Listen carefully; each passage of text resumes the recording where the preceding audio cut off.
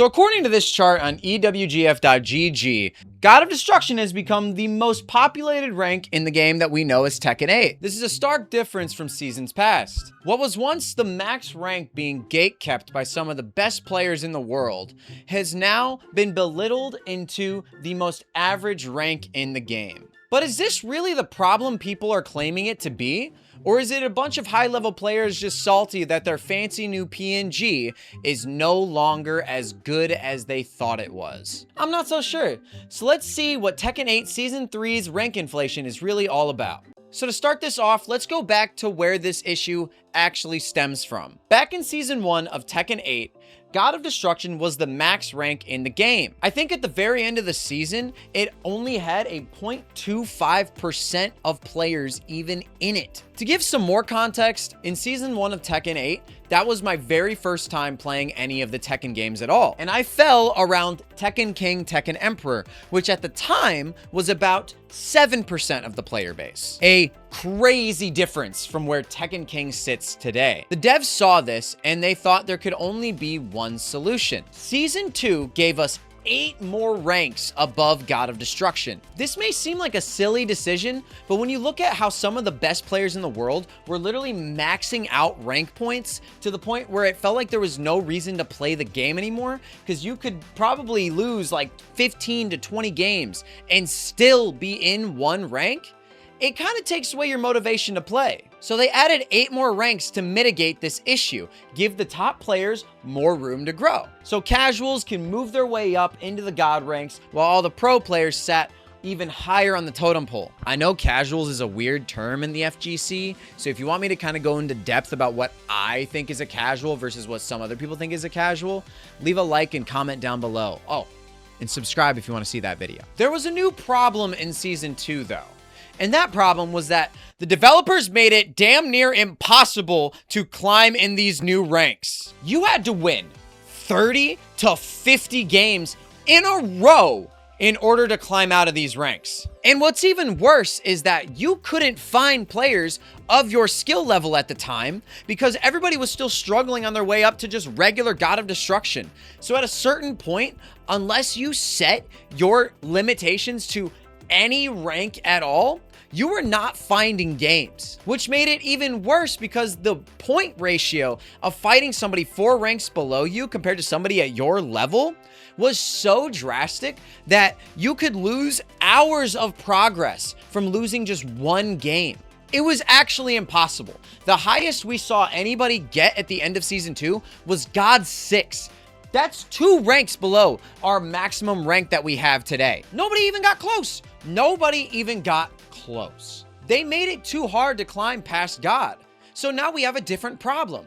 We have all of these ranks that don't seem to matter at all. And then the players that did get to God of Destruction didn't even feel the desire to climb up past that. Because again, who wants to win 30 to 50 matches in a row in order to climb out of your rank?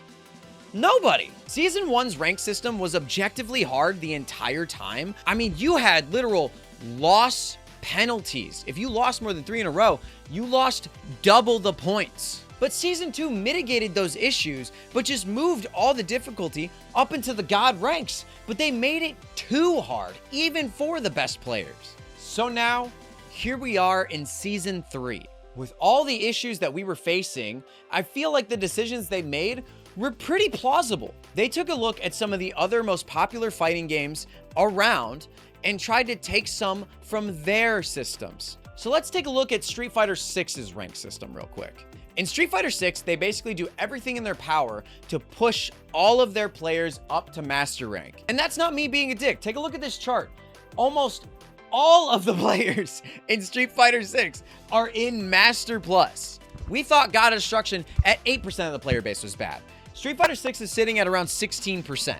That's a very high number until you see how the master ranking system actually works. You see, Street Fighter 6 past master has a true ELO system, an ELO economy, a rank point economy. You have your regular league points, or your LP, which are going indefinitely. You can gather and lose as many as you want. Once you're in the MR system, you are given a set amount of points. I'm pretty sure everybody that gets to Master the first time gets 1,500 MR. And almost all of those people that just get there get shot all the way back down to sometimes as low as like 900 MR. It's a true economy. It's a true economy-based system. And when you get to a certain level of Master, Legend rank, you start fighting for leaderboard spots in the top 500. The system works because while anybody can grind their way to Master rank, not everybody can actually gain points in the Master rank. It's like a whole separate elo and a whole separate rank system. It's like when you go from being, oh, I'm a beginner to this game, to,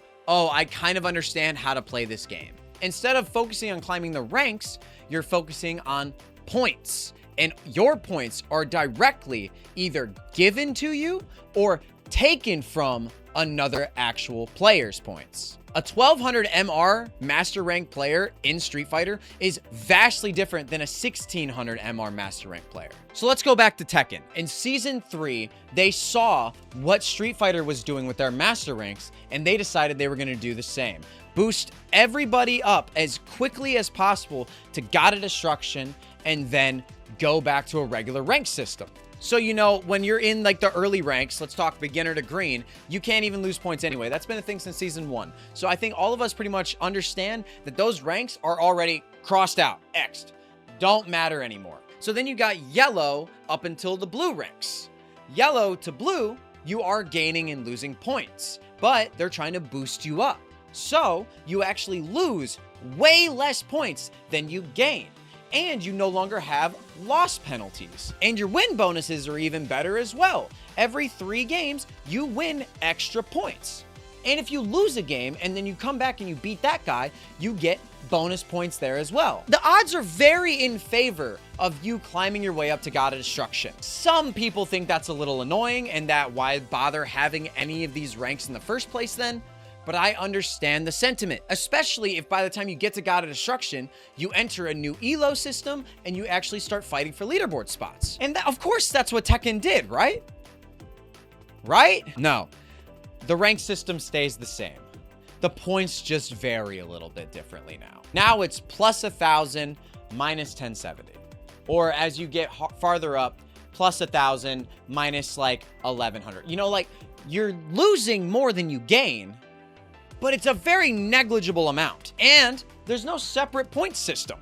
It's still the same amount of points. And you're still just fighting for a rank. So the problem comes in is that you have a lot of fresh players entering God of Destruction that are probably not as good as the other players that are in the God 1s, 2s, and 3s, 4s, 5s, 6, 7, whatever. So what ends up happening is that players that are inexperienced start fighting players that are really strong, and the ranks just keep inflating because of it. We are at the point now where telling the difference between a God 3 player and a God 6 player is sometimes incredibly difficult because the rank system is just there to help you climb the ranks. That's all it is, man. I genuinely think that if Tekken had adopted the elo system of Street Fighter 6 for God Plus, this would be a different conversation entirely. Because right now, just looking at the PNG is not a good way to determine skill or player level at all anymore. The only real tell to see how good somebody is to see how they go up against known strong players, whether that be from tournament or YouTube performance or Twitch streams or anything like that. That's the only way at this point. You can't base your skill off of your rank. You can only base your skill off of actual performance. And honestly, that's how it always should have been. The only reason it's a problem is because when you get into a match, you don't know what you're expecting. I also think that's a good way to flex the muscle of reading your opponent and adapting in real time. But for a lot of players, that sucks because it makes them think, oh, well, what are they even fighting for? If the ranks don't feel earned, what's the point of having the ranks at all? So listen, if you're at the point where you don't understand or you take offense to the whole Tekken 8 rank inflation bullshit, just tell yourself that you have to keep improving. And only through improvement will you actually feel your skill getting better. My name is Bonald Barry. Thanks so much for watching.